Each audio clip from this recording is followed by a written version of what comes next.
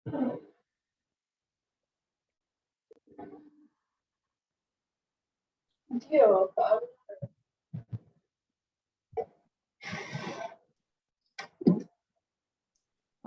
yuk dipresentasikan, Mbak.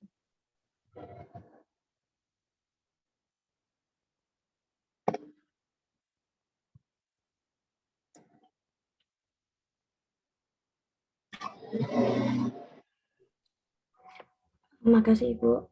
Assalamualaikum warahmatullahi wabarakatuh. Waalaikumsalam warahmatullahi wabarakatuh. Waalaikumsalam warahmatullahi Terima wabarakatuh. kasih kepada Ibu Rina yang telah memberikan kesempatan kepada kelompok kami untuk mempresentasikan hasil tugas kelompok kami. Kelompok kami mendapatkan tugas tentang mineral. Di sini kami memaparkan tentang nama mineral, nama lain mineral, fungsi mineral, sumber mineral, sifat dari mineral tersebut, dan pembantu penyerapan mineral tersebut dan penghambat penyerapan, jumlah AKG, dan akibat dari kekurangan mineral tersebut. Yang pertama, ada mineral kalsium dengan nama lain zat kapur. Fungsi dari mineral kalsium tersebut adalah sebagai pembentukan tulang dan gigi, mengatur pembekuan darah, katalisator reaksi biologik, kontraksi otot, yang terakhir meningkatkan fungsi transport membran sel. Sumber mineral dari kalsium adalah dari susu, keju, ikan, serealia, kacang-kacangan, tahu, tempe, dan sayuran hijau. Sifat dari mineral kalsium yaitu trimosik atau lebih keras dari natrium, tapi lebih lunak dari aluminium. Yang kedua ada kurang reaktif dari alkali tanah lain. Yang ketiga ada toksisitas rendah, ion menyala, ionnya dalam air minum larut pada pipa, tidak mudah korosi. Ada 8 mineral kalsium tersebut, yaitu ada menggunakan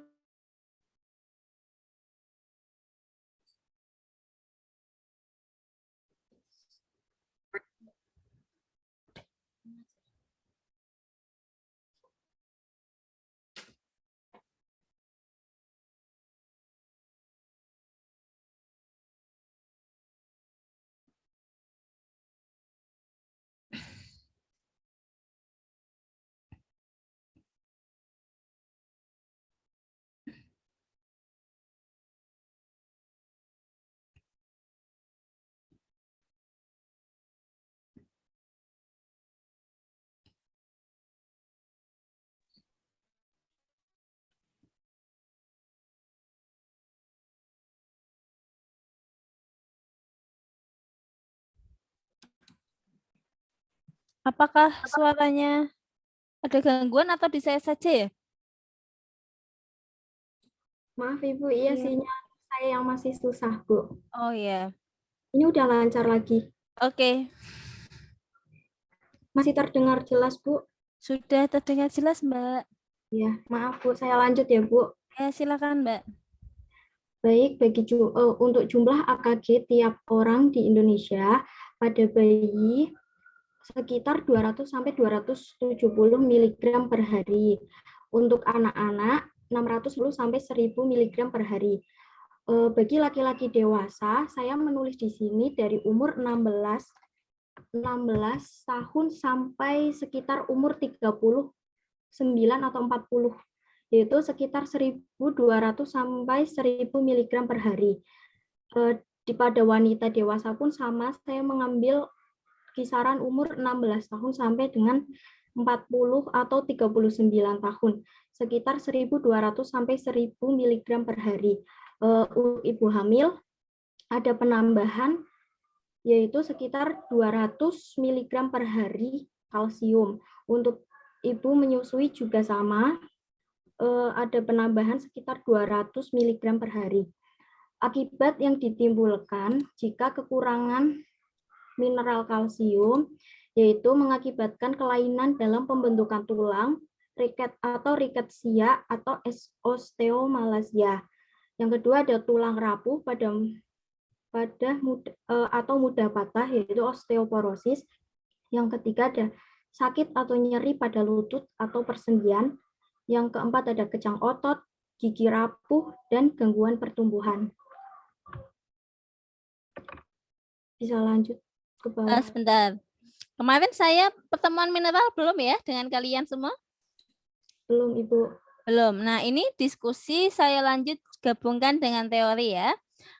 Terima kasih kepada kelompok Mbak Oksa dan kawan-kawan sudah meresum untuk mineral. Kita pelajari bersama-sama ya. Di sini untuk kalsium, fungsinya terutama untuk pembentukan tulang dan gigi. Kemudian sumber mineralnya ada susu, keju, kemudian ikan. Nah, di sini yang kalian harus pelajari ada zat gizi yang sifatnya bisa menyerap mineral, membantu penyerapan kalsium, dan ada juga yang bisa menghambat penyerapan kalsium. Kenapa kita harus belajar hal tersebut? Supaya ketika kita membuat menu diet, jangan sampai sebisa mungkin meminimalisir makanan yang mengandung dua zat gizi tersebut dikonsumsi secara bersamaan. Di sini kalsium itu dia akan dihambat penyerapannya jika dikonsumsi bersamaan dengan zat serat, zat fitat, dan oksalat. Bisa di stop share dulu, Mbak.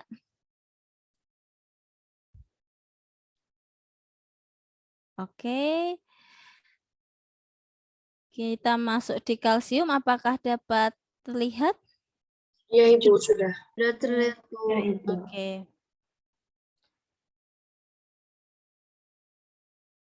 Nah, tadi disampaikan bahwa kalsium itu dia untuk pembentukan tulang dan gigi. Nah, 99%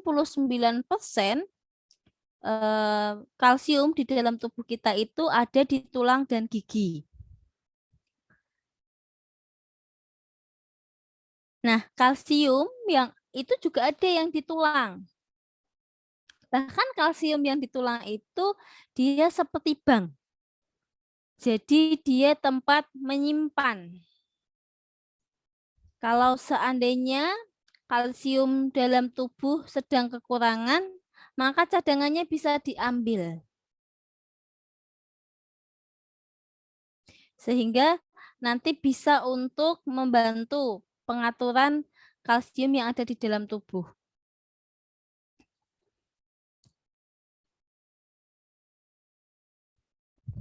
Kemudian, kalsium ini juga punya peran penting buat menjaga tekanan darah.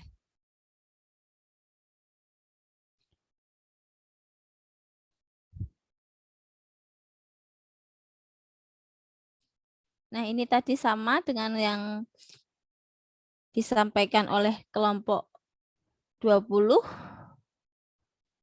Untuk sumber makanannya, ada yang dari animal product atau hewani, dari susu, ikan, itu ada kalsiumnya. Kemudian dari sayuran, sayuran yang berwarna hijau juga ada yang mengandung kalsium. Nah, ini ada macam-macam ya. Terutama pada susu dan produk susu. Ada yang bisa menyebutkan contoh produk susu? Keju. Keju. Terus? Yogurt. Betul. Nah, terus kemudian ada juga pada brokoli, kale, sayuran hijau, telur, itu juga mengandung kalsium. Seperti itu. Nah, terus jangan salah pada seperti teri, itu juga kalsiumnya tinggi. Jadi, kalau yang nggak suka sama susu, jangan malas untuk konsumsi dari sumber lainnya.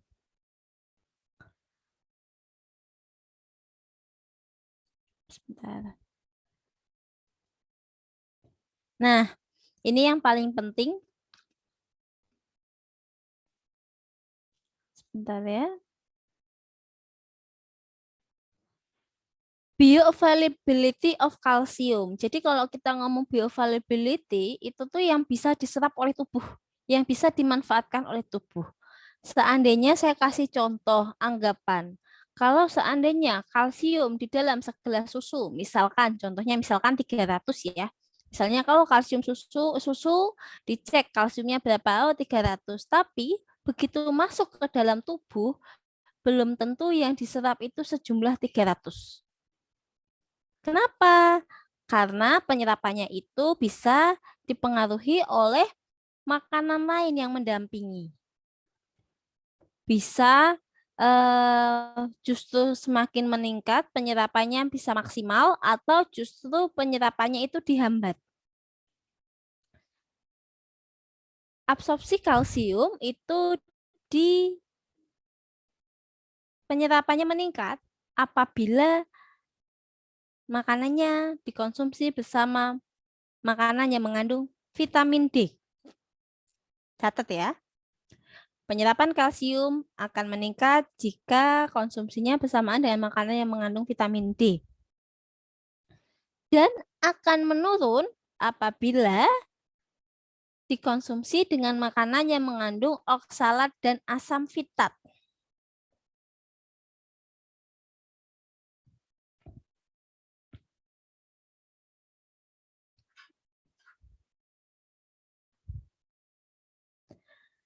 Nah, contoh makanan yang mengandung asam oksalat itu ada bayam.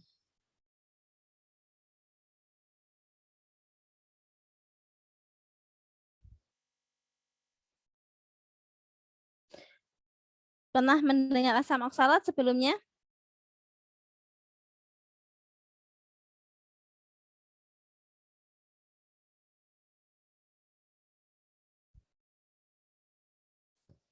Terus selain bayam, ada juga ubi jalar, sweet potato. Itu ada asam oksalatnya. Jadi sebenarnya kalau seandainya kita bikin susu campur bayam atau susu campur ubi, itu pasti dia memang bisa, tetapi nanti mengganggu penyerapan kalsiumnya. Atau misalkan yang mengandung asam fitat. Contoh yang mengandung asam fitat di sini ada kacang, ada grain. Jadi kalau sering ya dengar susu almond, sering dengar nggak susu almond? Iya, sering. Sering ya. Memang susu itu dia sudah kaya akan zat gizi. Almond kaya akan zat gizi. Tetapi ternyata ketika dikombinasikan dan kita berpikir secara ilmuwan, justru si almond ini akan mengurangi penyerapan kalsium dari susu itu. Makanya saya berharap ke depannya orang-orang yang bekerja di perusahaan itu juga ahli gizi. Jadi ketika menciptakan sebuah produk itu betul-betul memikirkan penyerapan di dalam tubuh. Jadi tidak hanya sekedar oh susu dicampur almond, kemudian dicek kandungan susu almond itu kandungan zat gizinya berapa. Tapi tidak difikirkan ketika di dalam tubuh itu benar nggak yang dikonsumsi tubuh kita dapat zat gizi sesuai itu, kan tidak, karena pasti uh, ada yang menghambat, ada yang membantu penyerapan. Seperti itu.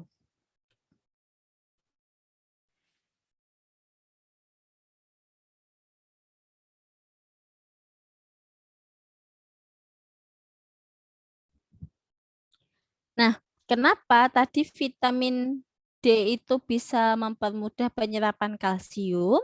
Karena vitamin D itu mampu merendahkan pH, membuat pH di dalam elum distal itu menjadi rendah.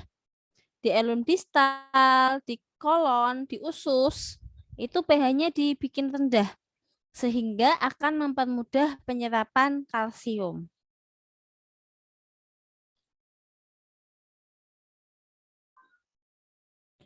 Sedangkan kenapa si asam fitat itu bisa mengurangi absorpsi kalsium?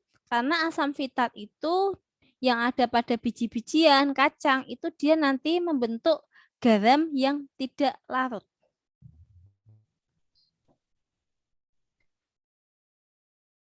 Sebenarnya si asam fitat nggak cuma ngurangin absorpsi kalsium aja ya, tapi dia juga ngurangi absorpsi magnesium.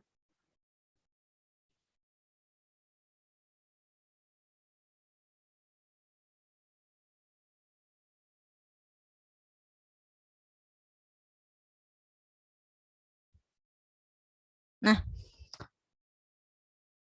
kemudian tadi di kelompok ini juga sudah mulai menyebutkan yang membantu penyerapan ada protein. Nah, jadi betul jika kita mengkonsumsi protein yang tinggi di dalam makanan, dia bisa membantu penyerapan kalsium bisa meningkat sebanyak 15%. Bisa mencapai 15% penyerapannya. Mohon maaf, bukan meningkat 15%, tapi bisa mencapai 15%. Sedangkan kalau kita makan makanannya itu kurang protein, maka kalsium yang diserap cuma 5% saja. Jadi kalau mau maksimal, konsumsinya bersamaan dengan makanan yang mengandung protein tinggi. Terus tadi kelompok ini juga sudah menyebutkan serat mampu menurunkan absorpsi kalsium. Nah, karena serat itu dia menurunkan waktu transit makanan di dalam saluran cerna, sehingga mengurangi kesempatan untuk absorpsi. Jadi waktu transit makanannya itu semakin sedikit. Waktu transit itu kayak cuman lewat gitu ya, menunggu gitu ya. Nah, itu tuh di dalam saluran cernanya menjadi cuman sebentar. Karena di dalam saluran cerna cuma sebentar, otomatis kesempatan untuk diserap itu semakin sedikit. Nah, kesimpulannya kalau seandainya kita mau konsumsi makanan mendapatkan penyerapan kalsium yang tinggi, kita harus mengkonsumsi kalsium dengan apa? Vitamin D dan protein. Vitamin D. Vitamin D dan protein. Kemudian yang bisa menghambat penyerapan kalsium apa? Serat. Asam oksala dan asam Oke. Yuk, silakan dilanjutkan Mbak Oksa dan kawan-kawan.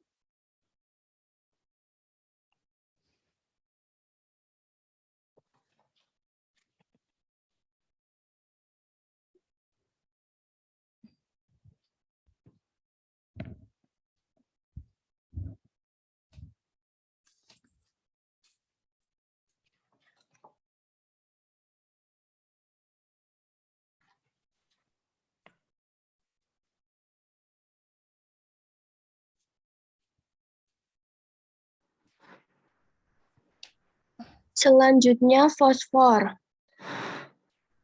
Fungsi nama lain dari fosfor tidak ada. Lalu fungsi dari fosfor pembentukan tulang dan gigi. Yang kedua mengatur pengalihan energi. Yang ketiga absorpsi dan transportasi zat gizi. Yang keempat, bagian dari ikatan tubuh esensial dan pengaturan keseimbangan asam basa.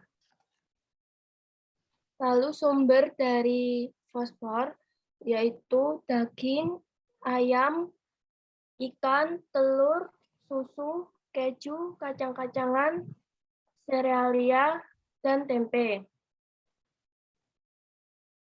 Lalu sifat dari fosfor itu fosfor putih bersinar dalam gelap, terbakar secara spontan bila terkena udara dan merupakan racun yang mematikan. Yang kedua, fosfor merah bervariasi dalam warna dari oranye ke ungu karena variasi kecil dalam struktur kimianya. Lalu fosfor hitam dibuat di bawah tekanan tinggi berwujud seperti grafit serta mampu menghantarkan listrik.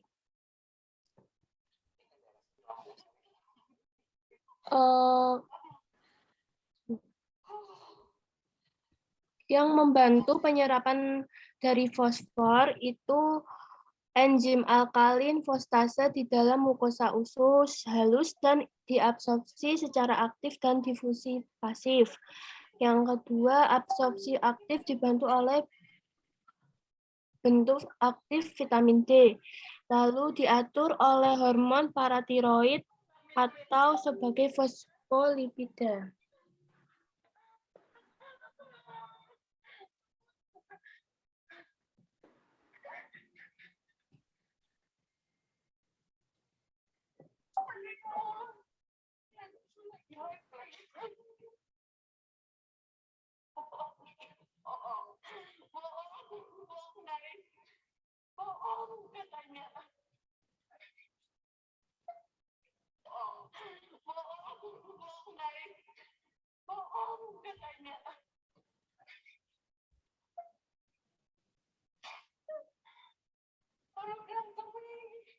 Ini yang presentasi siapa ya? Lalu, maaf, Oh, ya. iya benar. Oke, tadi ada suara-suara aneh. Bentar, Bu.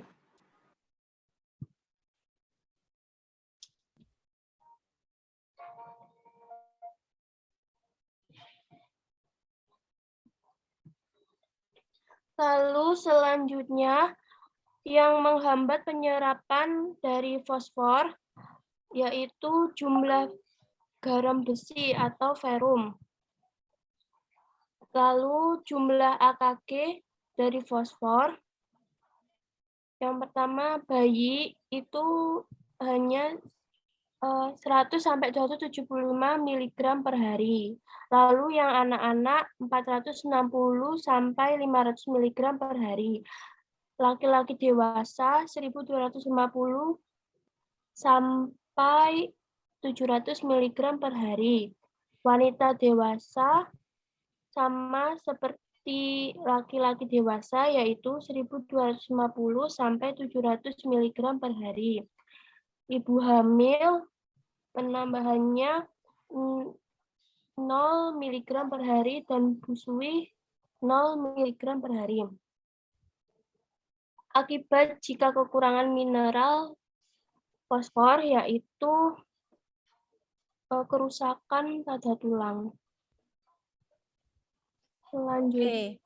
Oke. Di gantian ya Mbak, share screen-nya ya.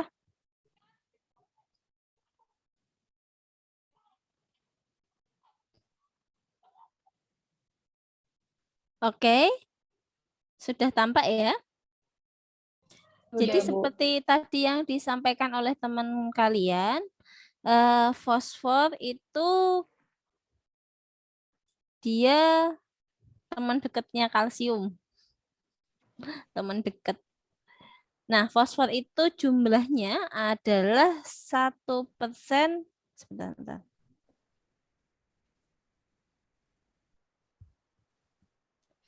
Jumlah fosfor itu 1% dari berat badan Anda. Coba nanti dihitung ya. Jumlah fosfor yang ada di dalam tubuh Anda itu 1% dari berat badan Anda. Kemudian kurang lebih 85% fosfor yang ada di dalam tubuh kita itu dalam bentuk garam kalsium fosfat. Makanya tadi saya bilang kalsium sama fosfor itu teman dekat. Karena di dalam tubuh mereka hampir menjalankan fungsi yang sama untuk tulang dan gigi.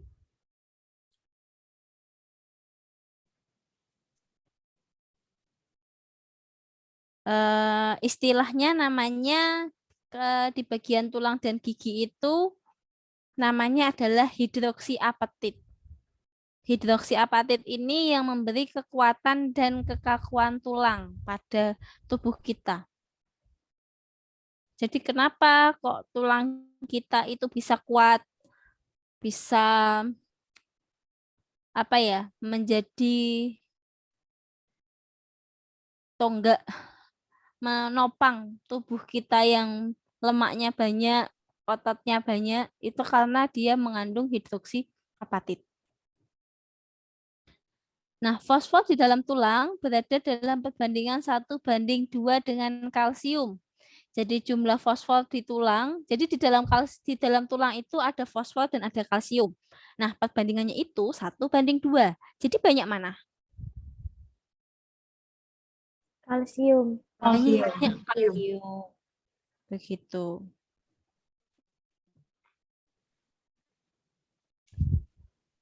Tadi sumber-sumbernya sudah.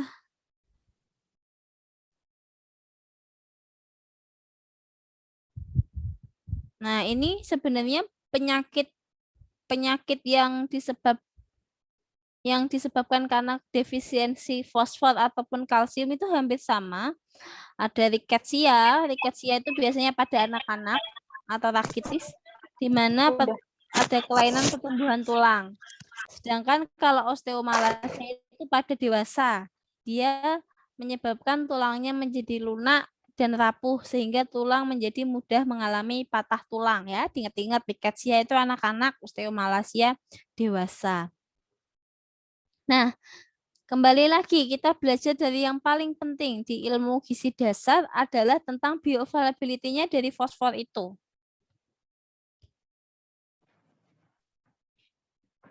Nah, sebenarnya fosfor itu dia itu bisa diserap dengan baik pada semua jenis makanan. Nah, terutama makanan-makanan yang berasal dari hewani. Pada makanan yang berasal dari tumbuhan yang mengandung asam fitat, lagi-lagi fitat ya, hanya dapat diserap sebanyak 50%.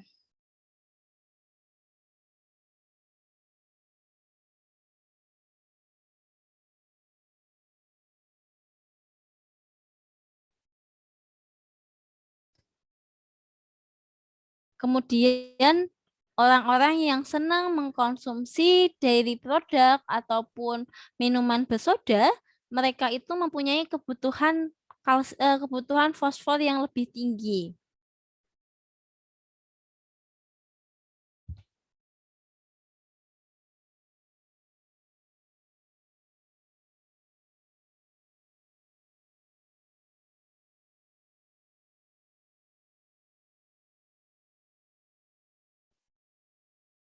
Nah, karena tadi saya bilang fosfor sama kalsium itu dia teman dekat, jadi faktor-faktor yang mempengaruhi penyerapan kalsium akan eh, berdampak juga pada penyerapan fosfor. Jadi kalau tadi ada yang mempengaruhi kalsium, dia akan mempengaruhi fosfor juga.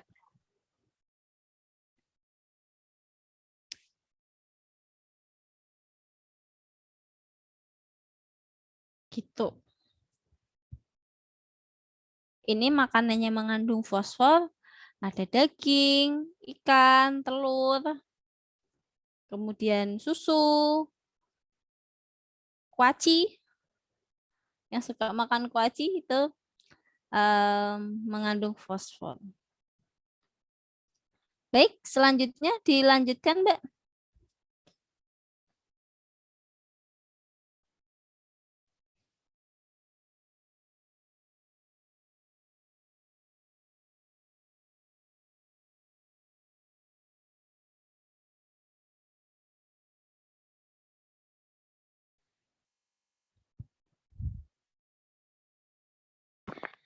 Selanjutnya natrium atau Na. Nama lainnya sodium. Fungsinya yang pertama menjaga keseimbangan cairan dalam kompartemen, kedua mengatur tekanan osmosis, yang ketiga menjaga keseimbangan asam basa di dalam tubuh, yang keempat berperan dalam transmisi saraf dan kontraksi otot,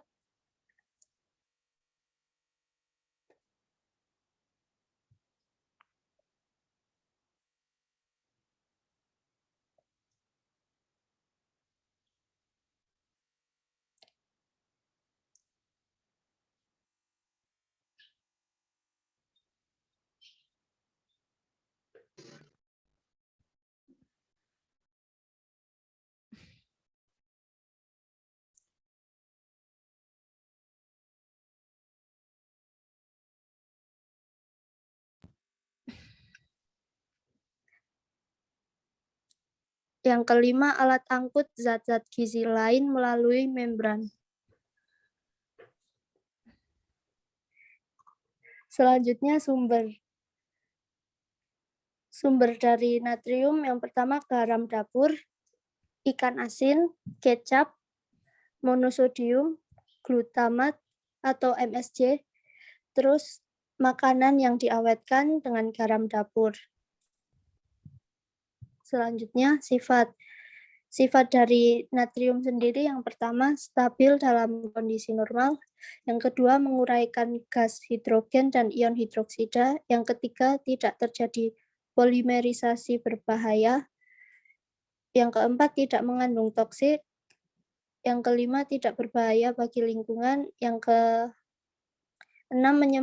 menyebabkan luka bakar dan iritasi akibat terbakar secara spontan saat melepaskan gas yang mudah terbakar dan dapat menyala di dalam air. Oke, stop, Mbak. Langsung saya saja sekarang. Oke. Sebentar.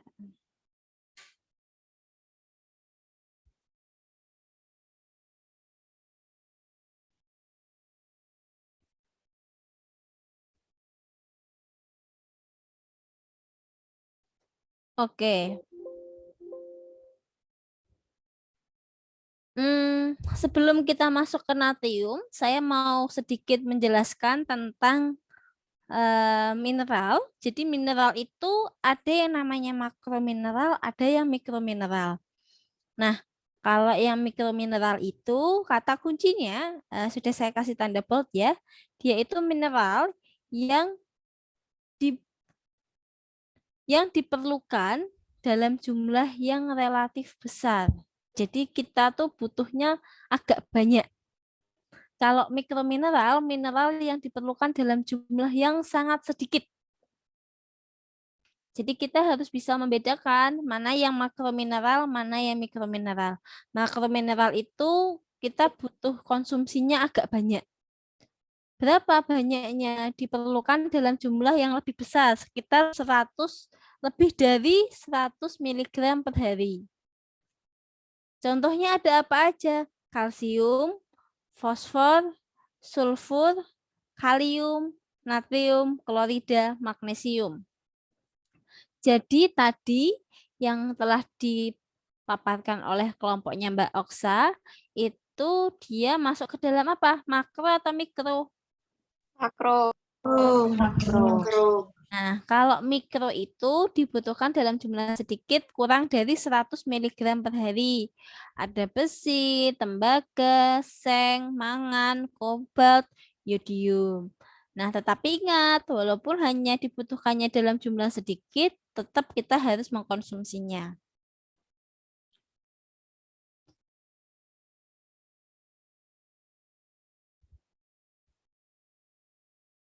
Nah, untuk natrium itu dia komponen kation terbanyak di cairan ekstraseluler kita. Jadi kan ada yang tahu ya, cairan intraseluler, cairan ekstraseluler. Ada ingat kation anion? Kation itu apa? Anion itu apa? Unsur dengan senyawa positif. Positif. Positif apa negatif? Positif. Anion negatif. Positif. Positif. Kalau kalian bingung positif apa negatif, kalian ingat deh secara kimia. Na itu Na plus apa Na min? Plus. Kalau Cl? Min. Nah, berarti si Na ini dia kation. Kation itu positif. Kation terbanyak yang ada di cairan ekstraseluler.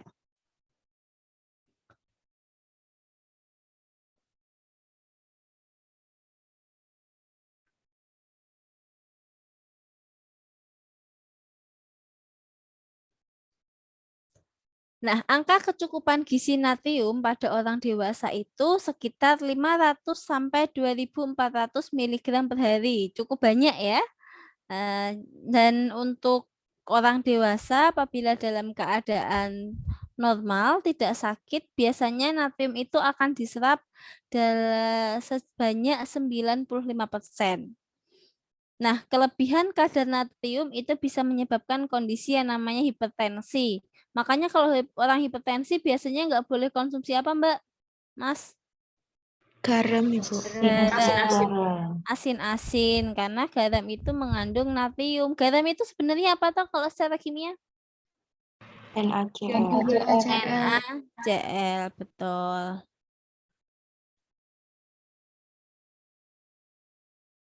Nah, berdasarkan sebuah penelitian, penderita hipertensi itu biasanya disebabkan karena pola konsumsi makanan yang mengandung natrium yang tinggi. Berdasarkan penelitian, rata-rata orang yang hipertensi itu dulu mengkonsumsi natriumnya dalam per hari sampai 7,6 sampai 8,2 gram. Gram, bayangkan. Berarti berapa miligram itu? 7.000? 7.600 sampai 8.200. Padahal harusnya AKG-nya natrium berapa? Paling 500 sampai 2.400. Selisihnya jauh sekali ya. Seperti itu. Nah, di dalam tubuh kita ini metabolisme natrium diatur oleh yang namanya hormon aldosteron. Kemudian kalau sudah ada yang menderita hipertensi, sebaiknya asupan natriumnya itu tidak boleh lebih dari 1 gram tiap hari. 1 gram. 1 gram ya, berarti berapa mili? 1.000. Ya, tidak boleh lebih dari 1.000 mg per hari. Nah, ini sumber utama dari NaCl atau dari sumber utama dari natrium. Nah, kalau seandainya kalian punya orang tua yang menderita hipertensi, yang diatur jangan hanya garamnya saja, karena yang mengandung makanan sumber natrium itu banyak. Ada terutama nih makanan-makanan seperti sosis, kemudian yang dia buatan pabrik itu biasanya garamnya tinggi, sarden. Terus makanan cepat saji yang bumbu-bumbu itu dia natriumnya tinggi. Seperti itu. Oke, selanjutnya Mbak. Diskusi lanjutnya setelah natrium.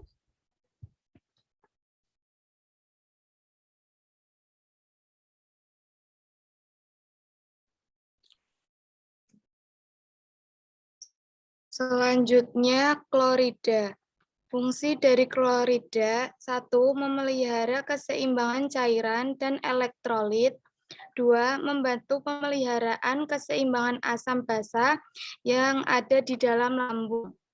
Sumber mineralnya, 1. Makanan olahan yang diberi garam dapur. 2. Beberapa sayuran dan buah-buahan. Sifat mineral dari klorida adalah korosif. Oke, saya lanjutkan, Mbak.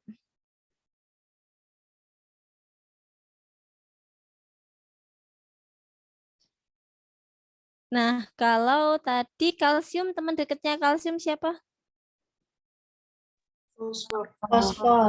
Fosfor. Nah, kalau teman dekatnya natrium itu ada 2. Ada kalium dan ada klor. Yang barusan dipresentasikan kelompoknya Mbak Oksa apa tadi?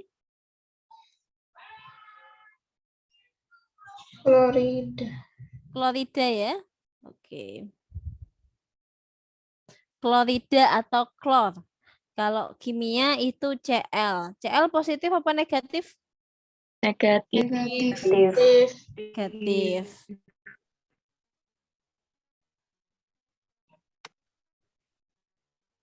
Nah, dia tuh fungsinya untuk memelihara keseimbangan cairan, keseimbangan elektrolit, asam basa, dan tekanan osmotik. Si klorida ini banyak pada garam dapur, kemudian daging, susu, telur, kemudian rumput laut. Nih, ada rumput laut, ada tomat, itu mengandung klorida. Nah, biasanya orang-orang yang mengalami gangguan metabolisme natrium, biasanya dia juga akan mengalami gangguan metabolisme klorida. Kenapa begitu? Karena mereka teman dekat, ngefek, ya. Kemudian kalau misalkan ada orang yang dia muntah-muntahnya itu sangat banyak intensitasnya. Nah, itu dia akan otomatis akan banyak kehilangan getah lambung. Padahal di getah lambung itu komponen pembentuk getah lambung di tubuh kita itu HCl. Jadi di lambung kita tuh banyak HCl-nya. Kalau seandainya kita muntah-muntah, getahnya itu banyak yang keluar. Ketika banyak yang dikeluarkan, otomatis tubuh kita akan kekurangan Cl. Makanya orang kalau habis muntah biasanya ngapain? Lemes ya? Iya enggak? Kalian kalau habis muntah-muntah pasti lemes karena kekurangan Cl. Gitu. Sebentar.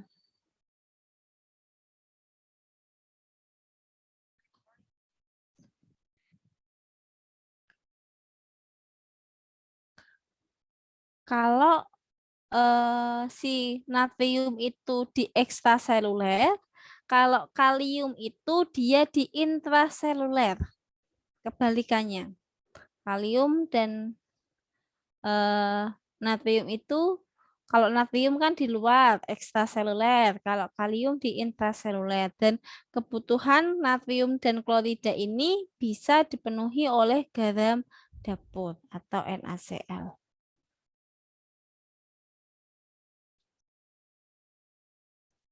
Selanjutnya saya kembalikan ke Mbak Oksa.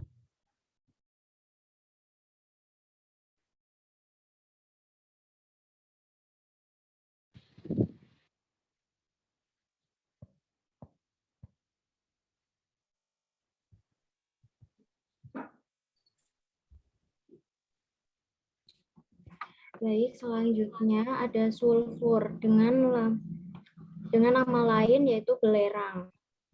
Fungsi dari mineral sulfur yaitu diperlukan untuk sintesis asam amino, sistein, dan metionin. Yang kedua ada sebagai antioksidan yang membantu melindungi sel dari kerusakan. Yang ketiga melindungi jaringan tubuh dari peradangan, membantu proses metabolisme makanan dalam tubuh, membantu mengurangi kerusakan otot, mencegah perkembangan berbagai penyakit, yaitu penyakit jantung, diabetes tipe 2, kanker, dan penurunan fungsi otot akibat usia. Yang ketiga yaitu sumber mineral dari sulfur, yaitu daging ayam, sapi, bebek, kacang-kacangan seperti kedelai, kacang merah, kacang hitam, biji-bijian seperti almond, kacang tanah, biji labu, dan wijen, telur dan produk susu seperti telur keju, susu sapi, dan sayuran seperti asparagus, brokoli, kubis merah, dan lobak. Buah-buahan kering seperti persik, aprikot, buah ara. Bumbu dan rempah-rempah seperti mustard, bubuk kari, bubuk jahe. Sifat mineral sulfur yaitu tidak larut air, mudah larut dalam minyak bumi, minyak tanah, dan anilin. Adapun yang membantu penyerapan mineral tersebut yaitu diserap oleh bakteri usus bila diabsorpsi terlebih dahulu dioksidasikan menjadi sulfat. Sulfur diserap melalui darah portal hepar. Kebutuhan AKG yang diperlukan yaitu pada dewasa sekitar 800 sampai 900 mg per hari. Sedangkan akibat kekurangan mineral sulfur tersebut yaitu mengganggu proses sintesis protein dalam tubuh sehingga proses metabolisme tidak maksimal, menyebabkan kerusakan sel karena sulfur berperan untuk produksi glutationium. Kemudian tubuh mengalami kekurangan antioksidan, proses pencernaan lemak terganggu, produksi insulin dalam tubuh menjadi terganggu sehingga menimbulkan permasalahan gula darah dan tubuh rentan terhadap penyakit degeneratif. Sudah, Ibu. Oke, terima kasih untuk Mbak Oksa. Mbak siapa ini tadi? Nur Azizah, Ibu. Mbak Nur Azizah sudah mempresentasikan tentang ini tadi sulfur ya? Iya, Ibu. Baik. Untuk Sipen IGD, Mbak siapa? Mbak Sipen IGD? Sipennya siapa, Mbak? Sipen. Kelas A Syafira Ananda kayaknya Bu. Kalau kelas B itu Devi Rosyana. Oke. Mbak Safira, Kan kita... kelas B Sepira Ananda. Nah, Sipennya mana? Saya coba saya tanya. Mbak Safira yang satunya siapa tadi yang kelas B kok sampai ada yang salah? Maaf Bu, kebalik yang Devi kelas A. Iya, saya pengen tanyanya Sipennya siapa? Kok nggak nyebutin namanya siapa? Saya Bu gitu. Saya Bu Devi Rosyana, Sipen kelas A. Gitu kok sampai namanya disebutin orang lain. Baik, untuk diskusi IGD hari ini mohon maaf saya cukupkan sampai di sini karena saya ada nguji skripsi. Kita ada jadwal lagi kapan ya, Mbak? Jumat. Hari Jumat ya? Jumat pagi ya? Iya, Ibu. Baik, nanti ketemu lagi di hari Jumat. Untuk pertemuan hari ini saya cukupkan sampai di sini. Mohon maaf apabila tidak sampai jam 8.40. Semoga apa yang kita pelajari tadi bisa kalian pahami. Saya mohon maaf ya, tidak sampai selesai. Billahi taufiq wal hidayah. Wassalamualaikum warahmatullahi wabarakatuh. Waalaikumsalam. Waalaikumsalam warahmatullahi wabarakatuh.